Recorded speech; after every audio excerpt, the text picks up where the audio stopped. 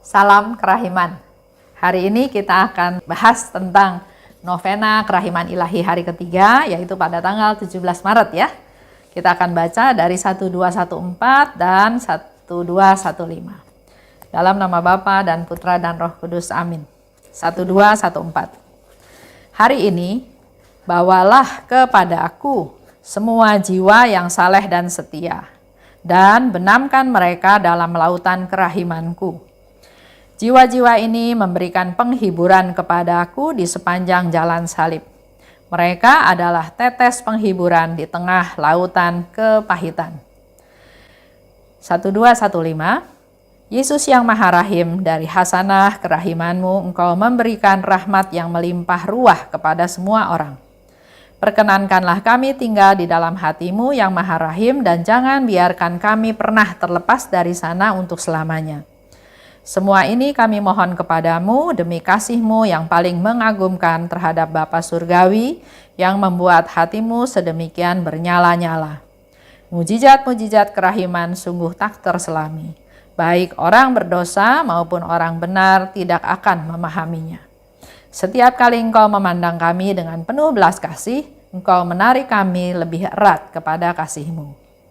Bapa yang kekal, arahkanlah tatapan matamu yang Maha Rahim kepada jiwa-jiwa yang setia sebagai harta pusaka putramu. Demi sengsaranya yang pedih, limpahkanlah berkat-Mu kepada mereka, dan dengan perlindungan-Mu yang lestari, rengkuhlah mereka. Dengan demikian, mereka tidak pernah akan gagal dalam olah kasih dan tidak pernah akan kehilangan harta iman yang kudus. Sebaliknya, bersama segenap paduan para malaikat dan para kudus, mereka akan memuliakan kerahiman-Mu yang tak terbatas sepanjang segala abad. Amin. Hari ketiga, Yesus minta kita berdoa untuk jiwa yang saleh dan setia. Dikatakan dengan jelas, bawalah kepadaku semua jiwa yang saleh dan setia, dan benamkan mereka dalam lautan kerahimanku. Bawa dan benamkan. Kenapa Yesus minta supaya kita berdoa untuk jiwa yang saleh dan setia? Ini juga biasanya di luar agenda kita ya. Kita biasanya berdoa untuk yang berdosa, untuk yang sakit, untuk yang sedang bermasalah, untuk banyak hal ya. Tapi jarang kan kita berdoa untuk mereka yang setia dan saleh. Bahkan kita minta mereka berdoa buat kita ya. Yesus minta karena jiwa-jiwa ini memberikan penghiburan kepada aku di sepanjang jalan salib. Tanpa kita sadari, jiwa-jiwa yang hidupnya saleh dan setia, hal ini menjadi satu persembahan buat Tuhan dan menjadikan penghiburan buat Yesus pada waktu dia di sepanjang jalan salib. Penderitaan demi penderitaan, siksaan, hinaan, cemoohan, dan aniaya, dan banyak hal yang Yesus alami. Tapi orang-orang yang saleh dan setia ini menjadi penghibur, menjadi yang memberikan penghiburan kepada Yesus. Mereka adalah tetes penghiburan di tengah lautan kepahitan. Selama jalan salib, Yesus mengalami penderitaan yang luar biasa. Fisik, jasmani, dan rohaninya juga. Jiwanya juga. Tapi orang-orang yang saleh dan setia ini seperti tetes penghiburan. Memberikan penghiburan, terus memberikan penghiburan kepada Yesus. Kalau kita tahu di jalan salib Yesus jatuh 3 kali. Hal ini menunjukkan bahwa memang Yesus sebagai manusia punya keterbatasan. Lemah, tidak bertenaga, capek, sudah nggak bisa apa-apa lagi. Tapi melalui jiwa-jiwa yang setia, yang saleh, menjadikan satu tetes penghiburan, memberikan kekuatan kepada Yesus untuk terus melanjutkan perjalanannya. Kita sering berpikir ya, bahwa mereka kan sudah suci, yang seperti tadi saya bilang. Bahkan kita yang datang kepada mereka untuk mohon supaya kita didoakan. Tapi ternyata Yesus mau mereka ya orang yang saleh dan setia ini juga tetap manusia, bisa tergoda, bisa jatuh.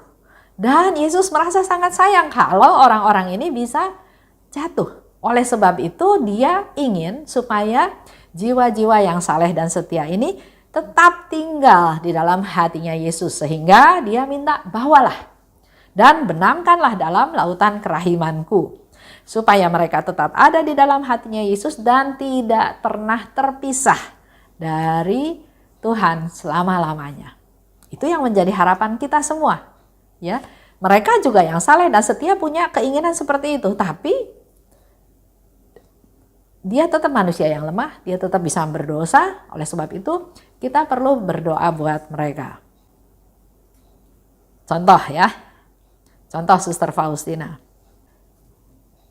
Walaupun relasinya sudah dekat dengan Tuhan, tapi kalau kita perhatikan doa-doanya atau apa yang dikatakan oleh Suster Faustina pada Tuhan, selalu dia dengan kerendahan hatinya, dengan kepapaannya, dengan ketidakberdayaannya selalu minta, Tuhan satukan saya denganmu. Tuhan jangan lepaskan saya.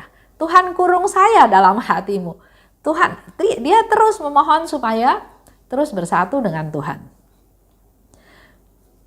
Dan hal ini bukan hanya minta, karena hal ini dia alami melalui suatu perjuangan, suatu pertempuran. Oleh sebab itu, dia selalu minta kekuatan dari Tuhan. Karena godaan itu kan seperti sesuatu yang membuat dia bisa jatuh.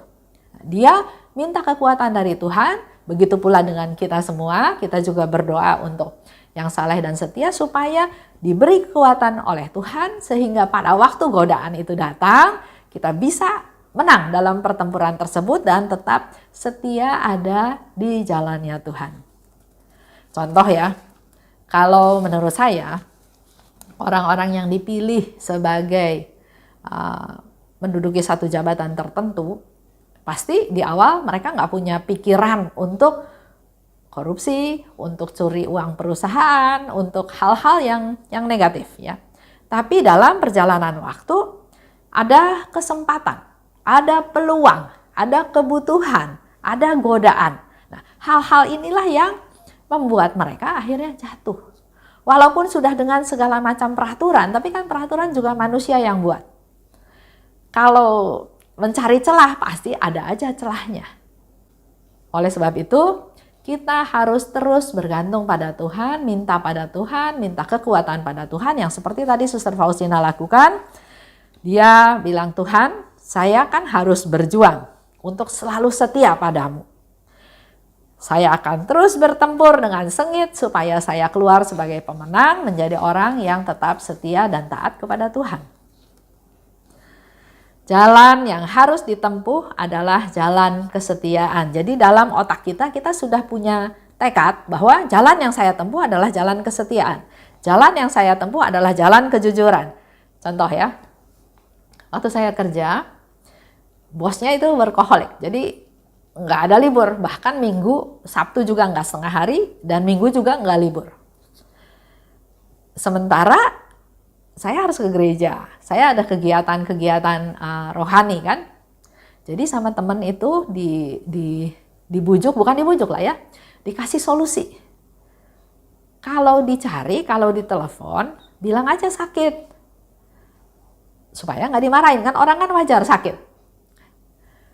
Tapi saya nggak bisa ikutin nasihat tersebut. Karena saya punya prinsip lebih baik jujur. Iya jujur, tapi akibatnya nilai saya di mata bos itu jadi makin lama makin berkurang. Karena dibandingkan dengan karyawan yang lain, mereka bisa full 1 minggu, 7 hari kerja tanpa bolos atau tanpa excuse izin ini itu. Sedangkan saya ada kegiatan-kegiatan yang saya harus nggak bisa ikut dalam aktivitas di kantor. Ya.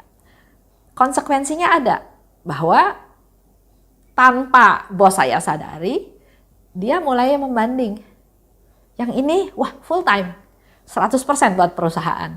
Kalau yang ini buat perusahaan, tapi ada waktu-waktu di mana dia nggak bisa leluasa meminta saya melakukan ini, melakukan itu karena saya lagi ada di gereja, karena saya lagi kasih seminar, karena saya lagi ada kegiatan rohani. Nah, perlu komitmen kepada diri sendiri. Jadi saya katakan enggak, saya tetap lebih baik jujur. Enggak ditanya pun saya jawab bahwa nanti sore saya enggak bisa lembur karena saya punya kegiatan ini. Memang teman saya bilang kalau enggak ditanya jangan jawab supaya jangan masuk juga ke memori bahwa Esther ini enggak lembur gitu ya. Nah, hal-hal seperti itu. Jadi kita juga godaan tetap ada. Bapak Ibu jangan pernah tidak merasa digoda. Godaan itu tetap ada. Nah, cuma kita tetap harus punya prinsip. Kalau Suster Faustina di sini dikatakan jalan yang dia mau tempuh adalah jalan kesetiaan. Untuk orang-orang yang setia dan yang saleh, jalan yang mereka tempuh adalah jalan kesetiaan. Kesetiaan pada kehendak Allah kapan aja, di mana aja. Jadi kesetiaan itu bukan opsional ya, tapi dilakukan di mana saja dan kapan saja. Itu ada di 1173. Kita ambil contoh yang lain. Misalnya Yudas Iskariot. Yudas itu kan salah satu muridnya Tuhan. Kemana-mana bersama Yesus selama kurang lebih 3 tahun. Jadi sangat tahu bagaimana Yesus, pelajaran dari Yesus, bimbingan dan banyak hal. Tapi dia tergoda dengan godaan dari imam kepala yang menawarkan uang untuk menyerahkan Yesus. Dia tidak setia hanya karena 30 keping uang perak. Kemana-mana bersama Yesus loh selama 3 tahun. Tapi bisa jatuh ya. Yang lain lagi, Petrus juga sama. Muridnya Yesus yang Yesus katakan kamu akan menjadi Petrus batu karang. Apa yang kamu ikat akan terikat. Apa yang kamu lepas akan kamu lepas. Dia juga diberi kunci surga. Tapi dia menyangkal Yesus 3 kali. Para murid, contoh lagi. Waktu Yesus melakukan jalan salib. Di cerita di Injil, kita cuma baca nama Yohanes ya.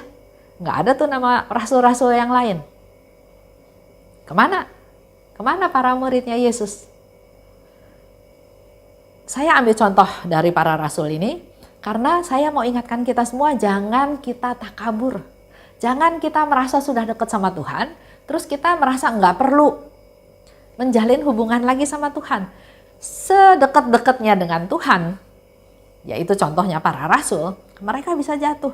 Jatuh karena godaan duniawi, harta, uang, jatuh karena ketakutan, karena kalau Petrus ngaku, dia takut ikut dihukum, karena ini muridnya Yesus.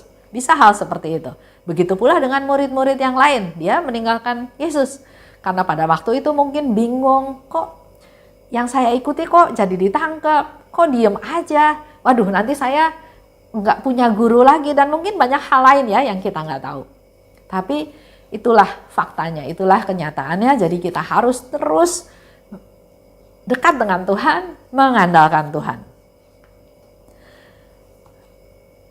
Coba kita refleksi ke diri kita sekarang ya. Dengan adanya kenyataan hidup yang berat, dengan adanya relasi suami istri yang gak bagus. Ada seorang ibu bilang sama saya begini, Tuhan itu gak baik sama saya. Kenapa Bu? Karena Tuhan gak kasih saya suami yang baik. Sesederhana itu pikirannya ya. Ada lagi yang dalam kehidupan ini dia sungguh-sungguh mau bekerja, mau merintis sesuatu usaha tapi gagal lagi. Sampai akhirnya dia putus asa. Ada juga teman yang sakitnya berkepanjangan, sakit terus, udah berobat ke sana, berobat ke sini, udah sampai uangnya juga habis karena melakukan ini, melakukan itu, tapi sakitnya dia nggak sembuh-sembuh, tetap dalam kondisi sakit yang menahun. Ada juga mungkin di antara kita yang kita berdoa, tapi kok Tuhan nggak kabulkan doa kita. Sudah berdoa, sudah novena, sudah pantang, puasa, tapi doanya tetap nggak terkabul. Atau dalam hidup ini kita merasa ketakutan, diteror ya. Juga mungkin ada godaan-godaan dari setan yang menggoda untuk mengambil jalan pintas supaya segala problem ini dapat diatasi. Itu yang terjadi dalam hidup kita sehari-hari. Lebih lanjut yang perlu kita renungkan adalah kita mau dengar apa yang Yesus katakan. Aku menghendaki agar pada saat sekarang ini kalian semua memiliki iman yang lebih besar. Betapa besarnya sukacitaku atas kesetiaan mempelaiku dalam hal-hal yang paling kecil. Itu ada di 352. Jadi dalam situasi seperti sekarang ini, Yesus memberikan satu janji, memberikan satu hal supaya kita lebih sadar lagi, lebih ingat lagi bahwa Yesus itu menghendaki kita pada saat sekarang ini, pada situasi sekarang ini untuk punya iman yang lebih besar. Percaya pada Tuhan, andalkan Tuhan. Berharap padanya, bersandar padanya, percaya penuh padanya. Karena Yesus merasakan sukacita yang besar atas kesetiaan kita dalam hal-hal yang paling kecil. Dan Yesus memang gak minta yang macam-macam. Ya, seperti dalam doa novena kerahiman ilahi. Yang Yesus minta adalah hanya mempersembahkan jiwa-jiwa seperti yang Yesus minta dan doa koronka. Tapi yang terjadi dalam praktek sehari-hari kita, ada yang ditambah dengan litani kerahiman ilahi, ada yang ditambah dengan perayaan Ekaristi, ada yang ditambah dengan ada renungan, banyak hal ya, banyak hal. Bukan nggak boleh, boleh, silahkan. Semakin kita bisa mendekatkan diri dengan Tuhan, semakin baik. Tapi saya mau lihat dari sisi lain di mana Yesus itu sangat simpel meminta kita karena dia hanya butuh kesetiaan. Dia nggak butuh yang besar-besar, dia nggak butuh yang wah ya. Tapi di sini dikatakan betapa besarnya sukacitaku atas kesetiaan mempelaiku dalam hal-hal yang paling kecil. Nah, bicara hal ini saya mau ingatkan kembali Bapak Ibu dalam doa koronka jangan ditambah-tambah dengan hal-hal yang lain. Karena Yesus dalam doa koronka nggak ngajarin apa-apa. Bukan beda dengan doa rosario ya. Doa rosario ada peristiwa sedih, ada peristiwa terang. Dan di dalam setiap peristiwa itu ada juga momen-momen tertentu yang kita renungkan, yang kita meditasikan. Yesus bertemu misalnya Bunda Maria menerima kabar gembira dari malaikat Tuhan. Bunda Maria mengunjungi Elizabeth saudaranya. Jadi ada momen-momen seperti itu. Tapi dalam doa koronka nggak ada. Ya, yang Yesus ajarkan di dalam Diary Faustina seperti yang kita tahu tanpa ditambah-tambah embel-embel. Dan ini mungkin menjadi peringatan buat kita. Yesus katakan betapa besarnya sukacitaku kalau engkau setia pada hal yang paling kecil sekalipun. Dan upah untuk mereka yang setia kita bisa lihat di Matius 24, 46. Berbahagialah hamba yang didapati tuannya melakukan tugasnya itu ketika tuannya itu datang. Baik sekali perbuatanmu itu, hai hambaku yang baik dan setia. Engkau telah setia dalam perkara kecil. Masuklah dan turutlah dalam kebahagiaan Tuanmu. Itu ada di Matius 25 ayat 21. Dan kalau Bapak Ibu ada yang membeli buku ini di dalam buku ini juga dibahas tentang jiwa-jiwa yang saleh dan setia dengan lebih detail. Ada juga nomor-nomor referensi untuk semakin membuat Bapak Ibu punya niat mau jadi orang yang setia dan taat. Itu aja untuk hari ini. Dan ajakan saya kepada Bapak Ibu semua, satu, mari kita menjadi devosan kerahiman ilahi yang setia. Jangan masuk ke dalam komunitas lagi seneng. Kalau ada yang biang kerok, kalau ada yang ruwet, ada yang bermasalah, ada yang hal-hal yang gak berkenan, terus kita mundur. Itu juga termasuk tidak setia. Karena Tuhan izinkan hal itu terjadi di dalam komunitas Bapak Ibu. Jadilah orang yang setia. Yang kedua, berdoa buat jiwa-jiwa yang saleh dan setia seperti yang Yesus minta. Bawalah dan benamkanlah mereka dalam lautan kerahiman Tuhan. Karena jiwa-jiwa tersebut memberi penghiburan kepada Yesus waktu Yesus ada di jalan salib. Mereka menjadi tetes penghiburan di tengah kepahitan. Itu yang kita bisa lakukan untuk membuat penderitaan Yesus tidak semakin berat, tapi menjadi lebih ringan karena adanya jiwa-jiwa yang saleh dan setia. Dan kita juga terus berdoa supaya kita juga bisa masuk ke dalam kelompok jiwa-jiwa yang saleh dan setia ini. Itu aja untuk hari ini. Kita tutup ya. Dalam nama Bapa dan Putra dan Roh Kudus. Amin. Salam kerahiman.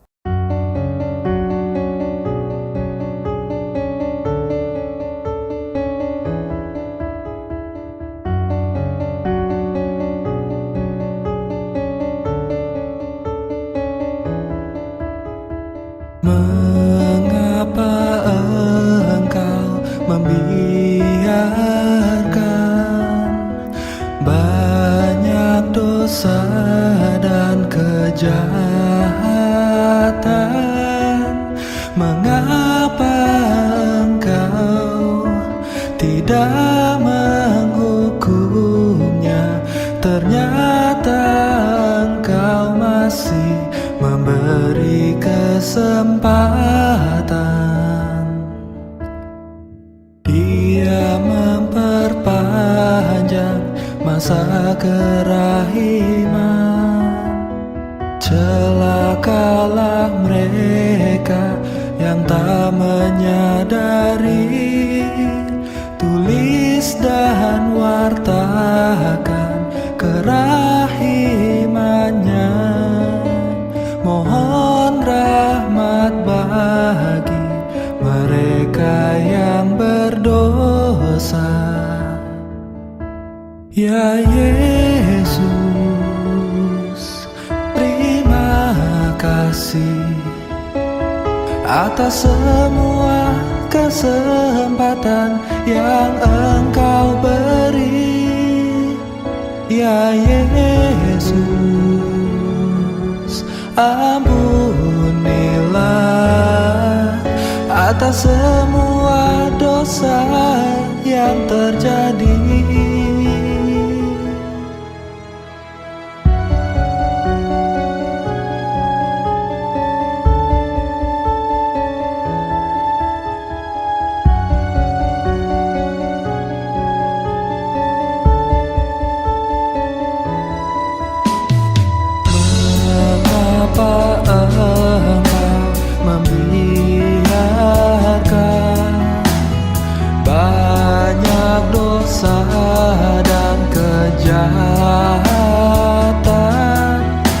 Mengapa engkau tidak menghukumnya?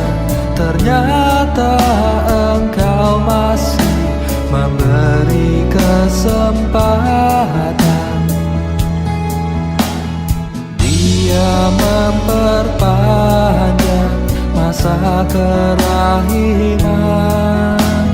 Celakalah mereka yang tak menyadari. Tulis dan wartakan kerahimannya. Mohon rahmat bagi mereka yang berdosa. Ya Yesus, terima kasih atas semua kesempatan yang Engkau beri. Ya Yesus,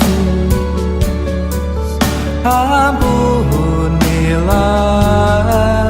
atas semua dosa yang terjadi.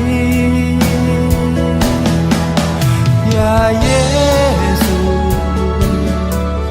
terima kasih atas semua kesempatan yang Engkau beri. Ya Yesus, ampunilah atas semua dosa yang terjadi.